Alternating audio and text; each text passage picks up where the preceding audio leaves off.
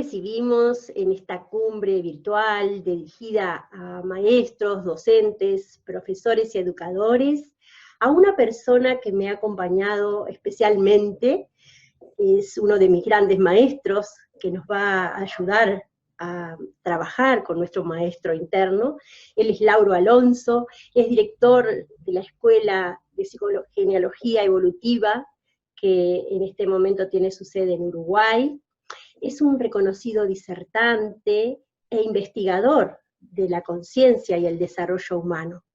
Así que estoy muy emocionada por recibirlo y muy feliz de que haya aceptado participar de esta cumbre, y le doy la bienvenida. Buenas tardes, Lauro, gracias por acompañarnos y compartir tu sabiduría con nosotros. ¿Qué tal, Mari Carmen? Bueno, es un placer. Muchas gracias a ti por invitarme a colaborar y participar de este evento.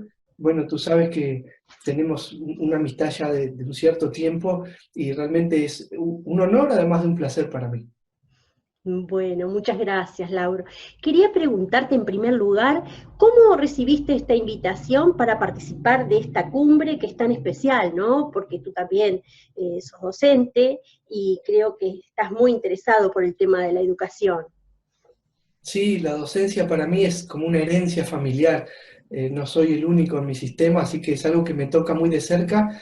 Y bueno, en realidad te voy a dar una respuesta quizá un poco inesperada, porque recuerdo hace ya unos años conversando contigo de la importancia de la calidad en la educación y de brindar una educación global y holística en el sentido de tomando al ser humano como un todo, con un enfoque adecuado, ético, y creo que desde esa charla, yo recuerdo tu intención de hacer este tipo de eventos, de transmitir este tipo de información, y de alguna manera, quizá muy sutil, pero ya es como que esa convocatoria estuvo, y bueno, no hace tanto tiempo la recibí concretamente, y fue una gran alegría ver cómo todo ese proyecto de tanto tiempo se cristalizaba de una forma tan bonita y tan fluida. Sí, la verdad que has tenido mucho que ver en todo esto. Has tenido mucho que ver por la manera como estás mostrando al mundo tu manera de mirar hacia adentro. Entonces eso es muy inspirador. Y bueno, me gustaría ahora que a través de una breve recorrida por tu trayectoria, nos contaras cómo fuiste profundizando o descubriendo la importancia de focalizar en el autodescubrimiento y qué tipo de actividades estás haciendo que son el hilo conductor de lo que es hoy la psicogenealogía evolutiva. Perfecto. Bueno, no puedo definir un momento en el cual me empezó a interesar el conocimiento de las personas, porque creo que a todos nos interesa en algún punto, dado que somos seres humanos gregarios, estamos siempre vinculándonos, siempre estamos comunicando. Entonces, lo humano, lo holístico, el autodescubrimiento, el desarrollo personal son intereses que todos tenemos más explícita o más sutilmente y enfocados en diferentes áreas, por supuesto.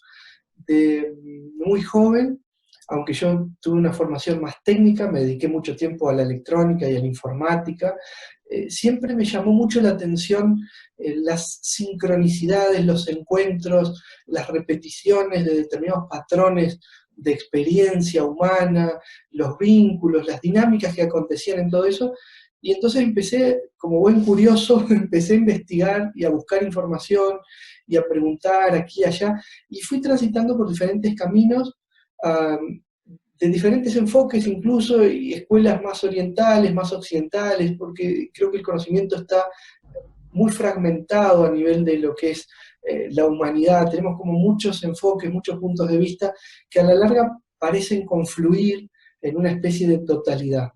Y hace unos cuantos años encontré un interés especial en una ciencia o técnica que empezaba a darme respuestas respecto a lo que pasaba en cuanto a las transmisiones de información o herencias o creencias, estilos de vida y demás transgeneracionales, que es como tú bien dijiste, el punto final de esa sabiduría es lo que hoy se conoce como psicogenealogía. y para mí esa técnica me dio finalmente la comprensión que buscaba respecto a un montón de aspectos de la realidad vincular humana, Ujú. y cautivó tanto mi interés, fue tan asertiva, fue tan positiva para mí en lo personal, en lo individual, que terminé dedicándome. Sí, qué bueno todo eso. Tú elegiste para hoy un título que me parece muy interesante, eh, Psicogenealogía evolutiva, cómo tus ancestros viven en ti. Exacto, sí.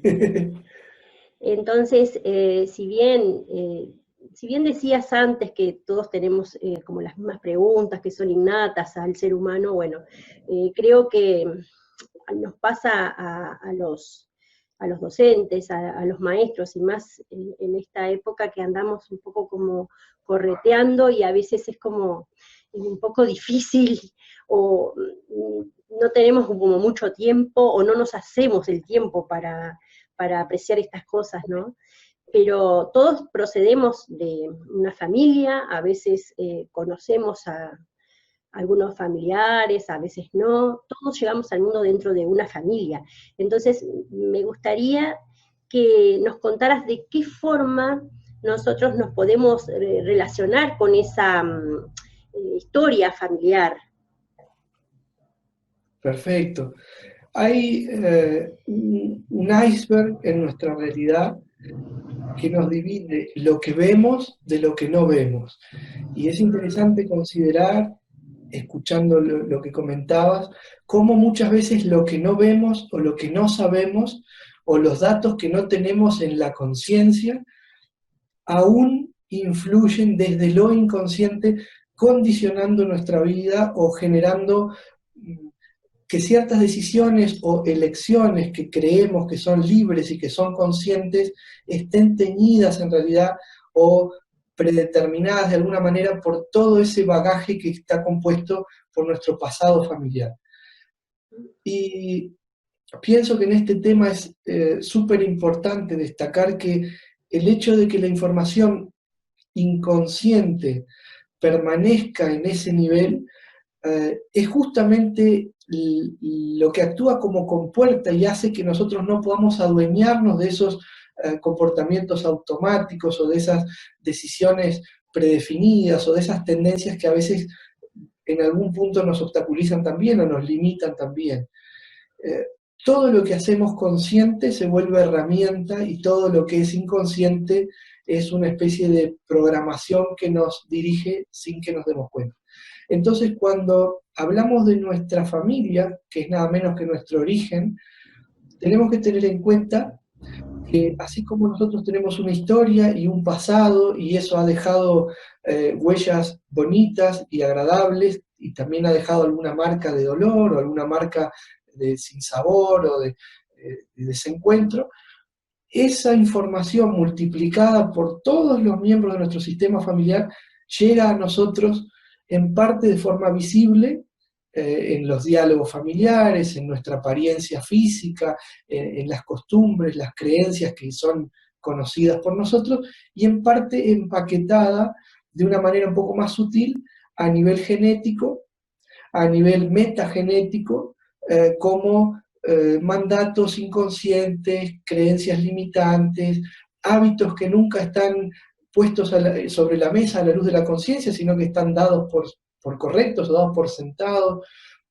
etcétera, etcétera, etcétera. Y hoy en día incluso para esta ciencia que compartimos, este saber de la psicogenealogía que compartimos, también sabemos que a nivel de epigenética, que es una rama muy moderna de la ciencia, una rama muy nueva, también se transmiten esos mandatos y sabemos, porque lo dice la epigenética, que las emociones influyen directamente en nuestra realidad, es decir, en lo que nosotros después procesamos como realidad, interpretamos y cómo actuamos y reaccionamos desde ahí. Así que sí será trascendente incorporar el conocimiento de lo acontecido en nuestra familia. Yo podría resumirlo en dos frases que son casi una pregunta.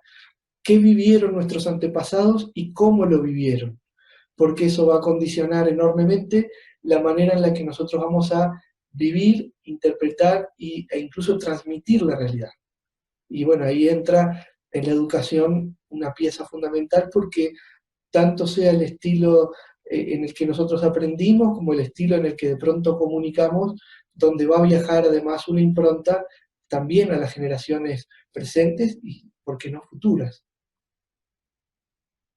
Claro, por eso es que es fundamental que es conocer toda esta información y poder apropiarnos de ella para poder liberarnos de alguna manera o sanarnos, ¿no? Y poder sanar también a las generaciones que vienen. Ahora que cuando estamos hablando de la epigenética, yo me quedaba pensando que también vamos a tener en esta cumbre especialistas en epigenética, personas que tienen formación científica, bióloga, que me hablaban de lo importante que es esta mirada desde lo macro y intercultural también, y interdisciplinar, ¿no? Entonces ahora cuando vos lo traías me parecía súper interesante esto de que también la ciencia lo esté mirando de otra forma, y que nosotros que tenemos una formación muy basada en lo científico, bueno, nos demos cuenta que hay una información que ya está siendo compartida con otras formas de conocer la realidad, ¿no? Y lo que te quería preguntar ahora es, ¿de qué forma podemos comentarle a la gente que ha accedido a esta cumbre cómo accedemos a la información de nuestro árbol? Porque a veces no conocemos a nuestros familiares o tenemos pocos datos. Entonces, ¿de qué forma podemos acceder a esa información? Perfecto.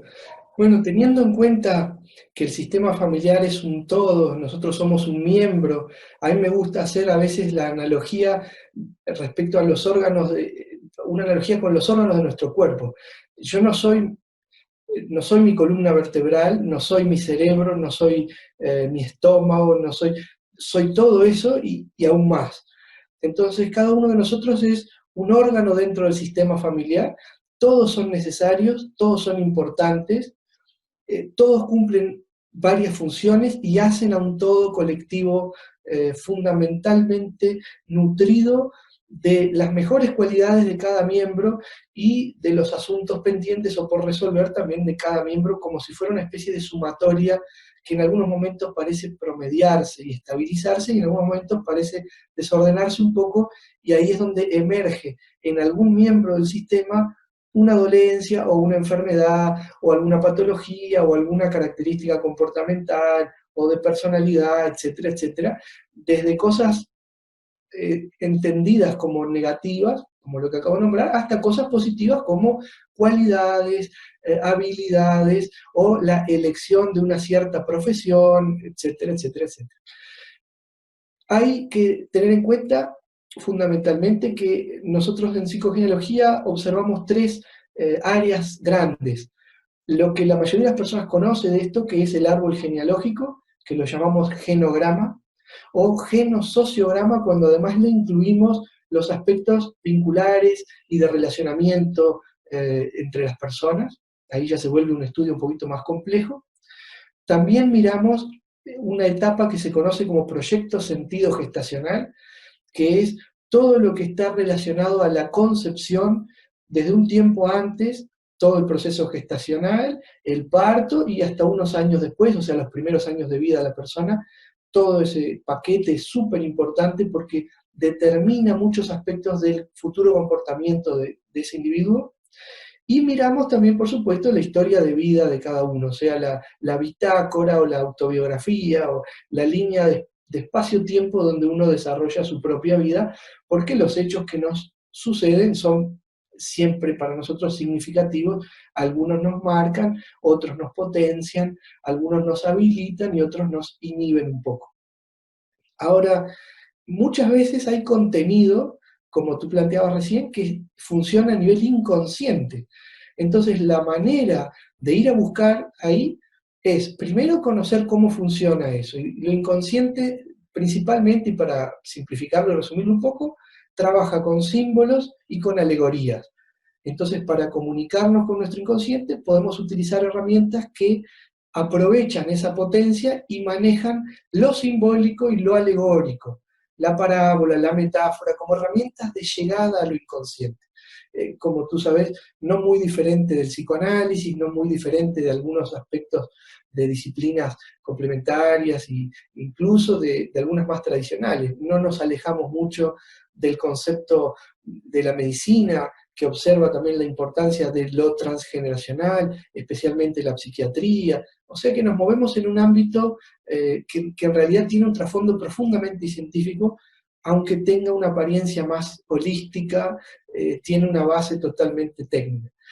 Y la regla general, que es lindo compartirla con el público, es básicamente si hay algún contenido inconsciente que no está bien alineado, hace ruido en forma de síntoma, sea psíquico, sea físico, sea psicoemocional, sea funcional, pero si algo necesita ser revisado, va a haber algún tipo de patología o síntoma.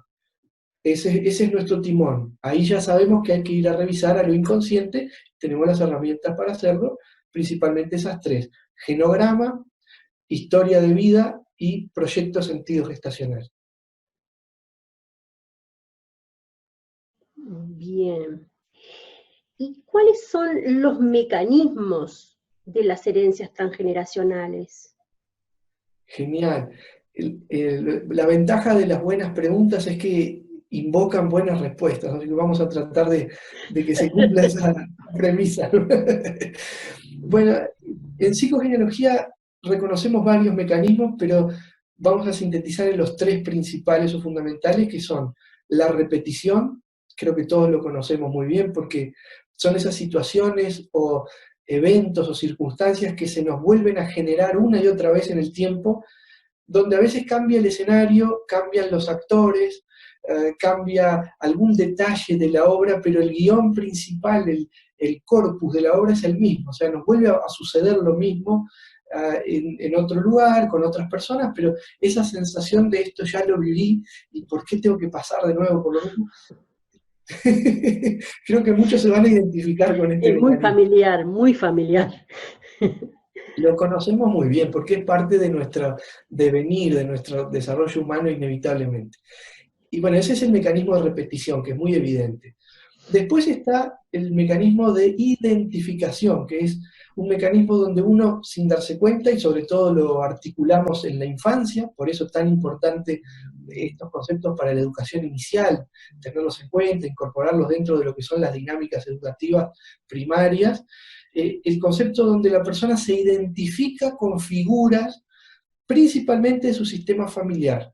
Entonces empieza a copiar actitudes, hábitos, modos, intereses, etcétera, de alguna figura con la cual siente determinada simetría, determinada configuración en común. No voy a extenderme mucho en eso, pero a veces por tener el mismo nombre, por tener una fecha de nacimiento muy cercana al otro, por ser parecido físicamente. Bueno, hay muchos elementos de lo natural, de lo cotidiano, que nos pueden llevar a provocar una identificación con alguien, con una figura, y que entonces arrastremos de ahí, bueno, mucho condicionamiento, mucha historia inconclusa, mucho asunto pendiente, consciente e inconsciente, y que, bueno, algunos nos van a generar un porvenir más fluido y otros nos pueden obstaculizar un poquito, y generar incluso repeticiones en nombre de... Y tenemos el tercer mecanismo, que es un poquito más complejo, que es el de proyección.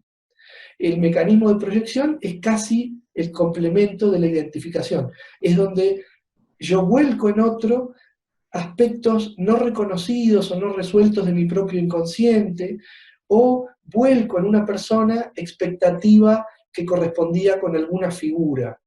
Voy a aclararlo un poquito. Por ejemplo, es muy común que si estamos en pareja, tengamos sobre nuestras parejas, si está este mecanismo activo, pretensiones que en realidad corresponden a cositas que no terminaron de quedar del todo resueltas con nuestro padre, nuestra madre. O sea, nuestras figuras parentales van a parar un montón de cosas no resueltas a veces a otras figuras que, bueno, sin tener una relación directa con ellos, terminan siendo depositarios de una proyección.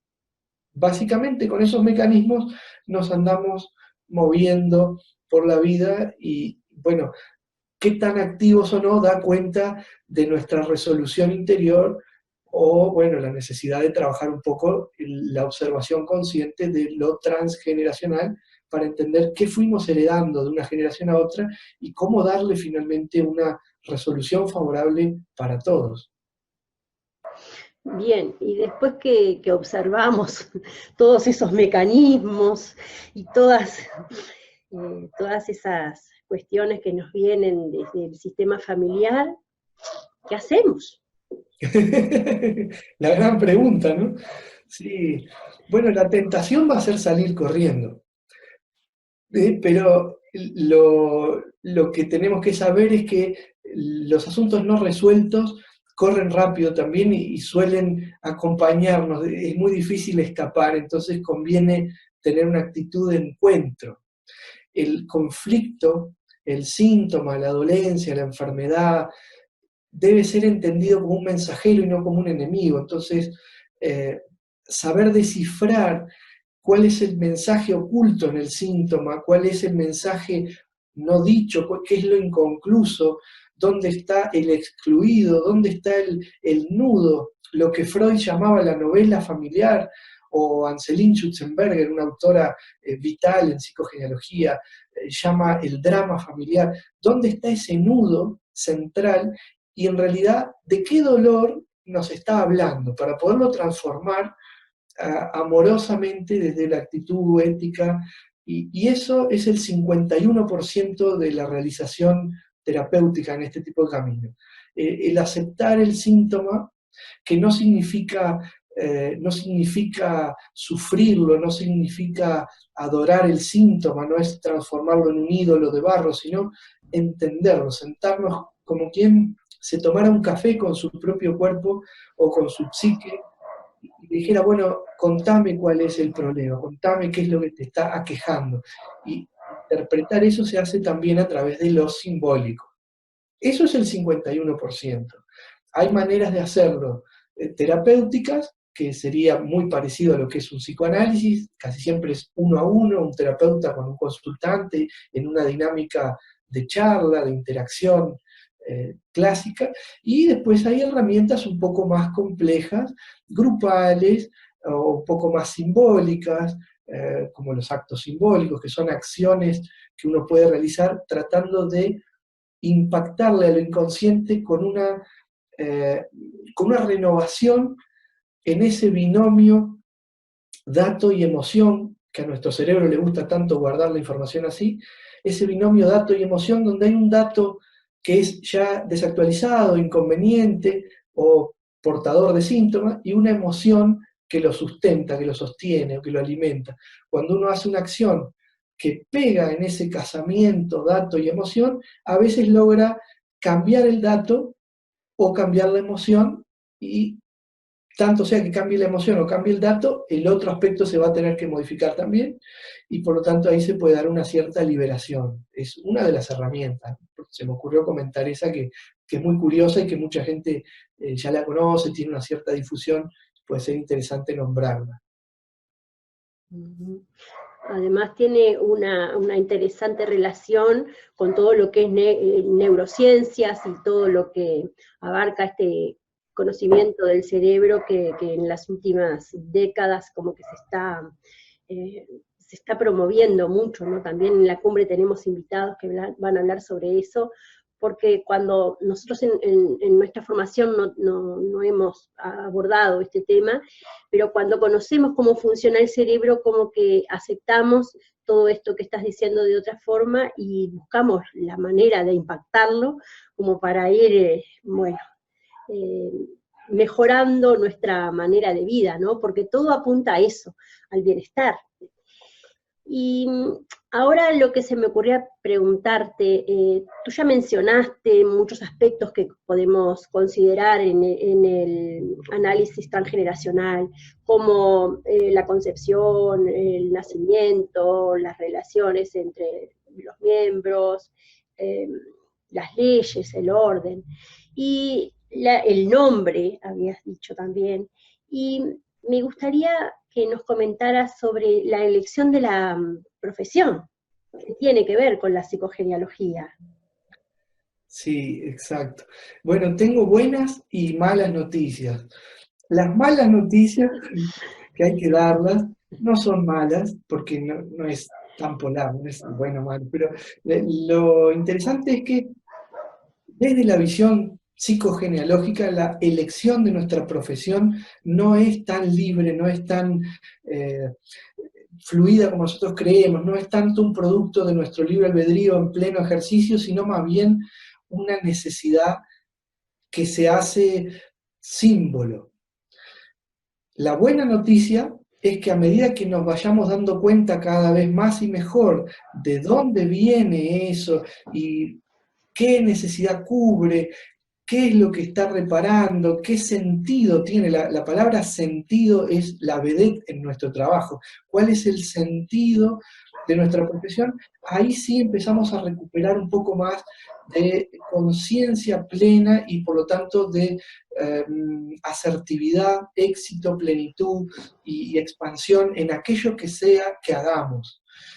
Entonces nuestras profesiones normalmente, a través de la simbología, no de la realidad, a través de la simbología, están compensando normalmente alguna necesidad descubierta, eh, alguna necesidad, alguna carencia, algún quiebre de nuestro transgeneracional, es decir, de nuestro sistema y que tiene que ver con los anteriores, es decir, nuestros antepasados o ancestros. Por ejemplo, ¿no? Porque creo que en esto el ejemplo va a ser más ilustrativo que las palabras de explicación. Si en nuestro sistema familiar hay docentes, habría que tener en cuenta si acaso en las generaciones anteriores no hizo falta, no hizo mucha falta, por ahí en tono de carencia o en tono de conflicto, educación, información o contención, porque el docente también contiene, no es solamente educación lo que provee, sino a través del ejemplo, a través de la escucha, a través del tiempo dedicado a, es una especie de cuidado en algunos aspectos muy parecido al materno o al paterno. Entonces, podemos tener en cuenta que a lo mejor ayuda también a cubrir una necesidad anterior en nuestro sistema familiar. Si tenemos, por ejemplo, policías o militares o personas que tienen mucho que ver con la disciplina, el símbolo va a cubrir más bien una figura paterna, de protección, de autoridad, de límite. Y si tenemos, por ejemplo, en el sistema familiar escribanos, entonces podemos pensar que hace falta restaurar la fe, porque lo que hace el escribano es dar fe, y la simbología se va a transformar en algo muy caprichoso a veces. También puede ser que haya habido historias de estafas, de gente mal asesorada, donde le hubiera venido bien la actividad o la sabiduría de un notario que hubiera podido resolver algo que como no se consiguió en ese momento, como no se pudo hacer bien, generó algún tipo de pérdida, conflicto, shock, duelo en el sistema familiar. Puede haber gente con carencias de alimentos, donde encontramos profesiones como nutricionistas, almaceneros, mayoristas de alimentos, hay que buscar familias que pasaron hambre. Es muy común en las familias que emigraron, y bueno, en Sudamérica tenemos vastos ejemplos de esto. Es muy común que haya personas que se dedican a la aduana, al comercio exterior, o que son pilotos de avión, o capitán de barco, o tripulación de algún medio de transporte, o que se dedican al transporte. Es como si nuestro inconsciente tratara de expresar la solución simbólica al conflicto original a través de lo que hacemos.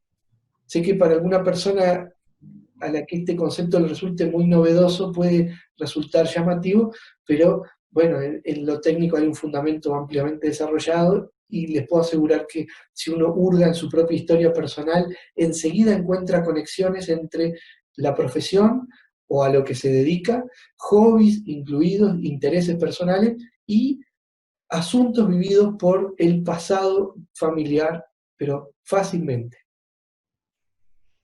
Sí, sí, totalmente de acuerdo, puedo dar fe de lo que estás diciendo porque, bueno, lo viví de esa forma cuando comencé a incursionar en la psicogenealogía, inmediatamente pude establecer esas relaciones y contactar con todas esas realidades de las que estás hablando. Por eso me gusta que participes de esta cumbre, porque en realidad creo que es muy necesario ese conocimiento que nos viene de mirar a nuestras generaciones y a nuestros orígenes. La verdad que sí, que de pronto en algún momento uno puede decir, pero qué raro, ¿no? Pero después que empieza a incursionar en eso se da cuenta realmente de todos los condicionamientos y las implicancias que ha tenido en nuestra vida. Y ahora yo te haría esta pregunta. ¿Existe alguna forma o alguna sugerencia que nos des para aplicar esto en el aula? ¿Qué te parece de qué forma podemos nosotros, sin profundizar, porque este es un trabajo que requiere profundización, pero considerando estos aspectos que nos has dicho, ¿habría algún tipo de sugerencia de tu parte como para que como docentes podamos aplicarlo en las aulas? Sí, por supuesto, y me parece un broche genial para esta información porque si algo no se vuelve fácilmente aplicable, empieza a diluirse en el mar de la suposición y de la especulación, y entonces está bueno cristalizarlo. Es como hacer un curso de cocina y no hornear nada, ¿no? Es como uno quiere probar algo. Entonces, sí, yo podría comentar la utilidad que tiene. Por supuesto que esto hay que adecuarlo a la edad de la persona, ¿no? Pero todos podemos aprender a interesarnos en el pasado, no como, eh, no como objetivo, no como horizonte, porque nuestro horizonte, nuestro destino es hacia adelante. Entonces, usar el pasado como ética, como respaldo, como fuente de información, como entendimiento para que la propulsión hacia adelante sea mejor. Y eso se puede hacer generando una apreciación de valor en los pequeños, en los preadolescentes, en los adolescentes o incluso en las personas más adultas, mostrándoles el valor del pasado como ética, como fundamento, como respaldo de su propia realidad, porque no venimos, los seres humanos somos mamíferos, no nacemos de un huevo mágico. Entonces yo tengo que honrar y agradecer a mis ancestros porque esa es la manera de habilitarme el uso pleno de mi potencial.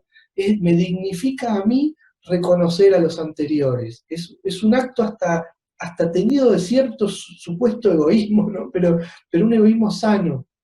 Entonces, enseñar valores, inculcar la importancia de lo transgeneracional desde la temprana edad, sin exacerbar o sin exagerar el valor que tiene, poniéndolo en su centro. Construir el árbol genealógico es algo accesible desde los pequeños. Hay cuadernos para las familias que tienen un recién nacido donde hay dibujitos muy simples de un genograma básico y ponen los nombres de los padres, los abuelos, pero si eso se continúa y uno empieza a volcar tratando de no juzgar, esto es fundamental, no emitir juicios, pero incorporar las pequeñas historias de cada uno de esos miembros del sistema familiar, solo como hechos. A este abuelo vivió esto, este otro abuelo vivió acá, acá, acá. Esa información restaura el pasado, lo vuelve digno, le quita el halo de misterio, le quita el halo de juicio, de bien o mal, esa polaridad excesiva que nos hace comportarnos de una manera tan estructurada. Después perdemos un montón de habilidades que son del hemisferio derecho a causa de tanto hincapié en el hemisferio izquierdo. Entonces, incorporar un poco la vivencia de los antepasados como fundamento de la realidad personal nos ayuda a aceptarla, y entonces ahí somos dueños y un dueño puede transformar su pertenencia. Un inquilino no puede modificar mucho una propiedad, pero un dueño sí. ¿Y cómo me adueño de mi propiedad? Conociéndola detalladamente. Entonces, desde pequeño puedo conocer algunas cosas acorde a mi entendimiento, a mi nivel de madurez, que eso es individual, hay una generalidad, pero es individual, y después a medida que la persona va desarrollándose o va ganando años de experiencia en la vida, se le puede ir aportando herramientas o elementos cada vez más técnicos. Pero, por ejemplo, un portarretrato familiar, la confección de un portarretrato familiar, la recuperación de los pequeños rituales de reunión familiar, si es posible, ¿no? Hasta donde es posible, pero por lo menos en la reunión, aun cuando es fragmentada, cuando son familias que han vivido separaciones o que son familias monoparentales, etc., la no exclusión del ausente. Si papá no está, si mamá no está, si el abuelo no está, o alguien falleció, nombrarlo, tratar de nombrarlo desde un lugar ético, no juzgar, simplemente ese cuidado es absolutamente sanador, porque cuando uno excluye, indirectamente le está diciendo al niño, al adolescente, al joven, hay una parte de ti que está mal, hay una parte de ti que es tóxica, hay una parte de ti que es fea, porque tú vienes de todo ese árbol. Entonces, si a un niño yo le digo, no hablemos del abuelo, porque el abuelo, le estoy diciendo, hay un porcentaje en ti que es sombrío, que está mal. ¿Y qué resentir le puede generar eso? Es impredecible. Sí, creo que pasa por la conciencia, ¿no? Que a veces no nos damos cuenta de eso y preferimos, bueno, dejar en secreto o no hablar de algunas cuestiones, eso es como cultural, pero si de a poco vamos tomando esa iniciativa que también tiene que ver con la empatía, ¿no? Y el reconocimiento del lugar del otro, de la importancia que estamos aquí porque existieron esas personas que nos dieron lugar, bueno, creo que de a poco vamos haciendo camino. Es todo muy profundo, pero es como que cuando vos decías una frase muy, muy interesante, yo pensaba en esa frase que tiene que ver con una, que dice que si uno no sabe nada de su historia, no, es como que no sabe nada, es como que la hoja no diera valor al árbol de donde ha surgido, ¿no? Que creo que tenemos que valorar toda esa historia y ese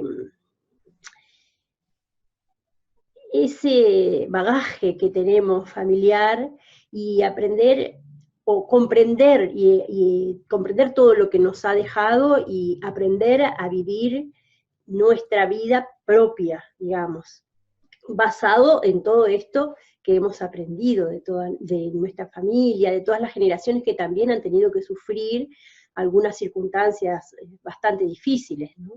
De a poco vamos como liberando eso y pasando a una nueva forma de ver nuestra propia vida y la de los que vienen. Creo que eso es como lo más importante, y la educación juega un papel muy importante en todo esto. Yo me animaría a decir, hay algunos, hay quienes se conforman con la harina, y eso se pierde el beneficio del pan. Sí, sí, la verdad, la verdad. Bueno, Lauro, la verdad que muy agradecida con toda tu sabiduría compartida, y me gustaría que pudieras sintetizar en 2 o 3 ideas todo esto tan amplio que nos has compartido. ¿Qué te parece? Como dejar algunos puntos como para tomar en cuenta y seguir avanzando, ¿no? En nuestro autoconocimiento. Desafiante y bonito, me encanta. Bueno, animarnos a ser la mejor versión de nosotros mismos, fundamental. No creer en los límites impuestos, en los límites heredados, en los límites intuidos por una realidad que en verdad es mucho más generosa cuando uno mismo se permite el acto valiente del intento. A mí me gusta decir una frase que es: el logro es el intento. El que no intenta no logra, y el que intenta puede que logre, y si no logra, igual logra porque expande su realidad. Y creo que ese es un lindo concepto. El segundo concepto que puedo compartir es ya está más allá de las creencias personales o individuales que cada uno tenga.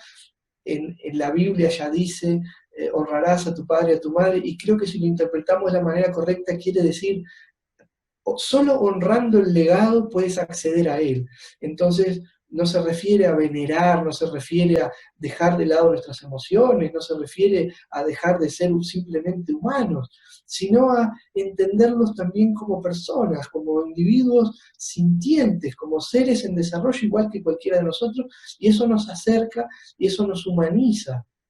Y entonces mi tercer concepto, no sé si puede ser así, es tratar de dejar que nuestros ojos vean, que nuestros sentidos perciban, que nuestras orejas o nuestros oídos escuchen, pero sobre todo pensar con el corazón y sentir con la cabeza también. Quiero decir, en el símbolo oriental del yin y el yang, los dos se complementan, no prima uno sobre el otro, están en constante movimiento, y uno tiene a su vez algo del otro respectivamente. Entonces, pensar con la cabeza es lo normal, pero ¿qué pasa si yo también pienso con el corazón? ¿Y qué pasa si yo siento con el corazón? Es lo normal, pero ¿qué pasa si yo siento con la cabeza también? Entonces, si logro esa boda mística, probablemente pueda dar un paso más que ya no va a ser tan dual, ya no va a ser tan izquierdo-derecho, blanco y negro, frío-calor, arriba-abajo, va a ser un tercer estado de equilibrio que es lo que al fin y al cabo todos deseamos y que algunos llaman la felicidad o la plenitud o la realización. Bien, bien. Sí, el bienestar, sí, sí, sí.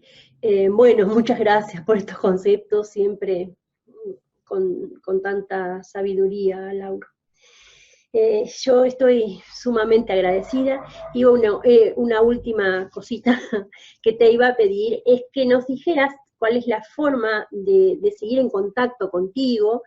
Vamos a tener nosotros tu video y también vamos a tener los links a tus redes, pero me gustaría también que contaras algunas de las actividades que estás haciendo, porque tenés una presencia importante en las redes, en los medios de comunicación. Entonces, capaz que, bueno, agradezco todo esto tan lindo que nos has dicho, especialmente dirigido a seres tan queridos como son los maestros, los docentes, los profesores, los educadores tan importantes en nuestra vida, ¿no?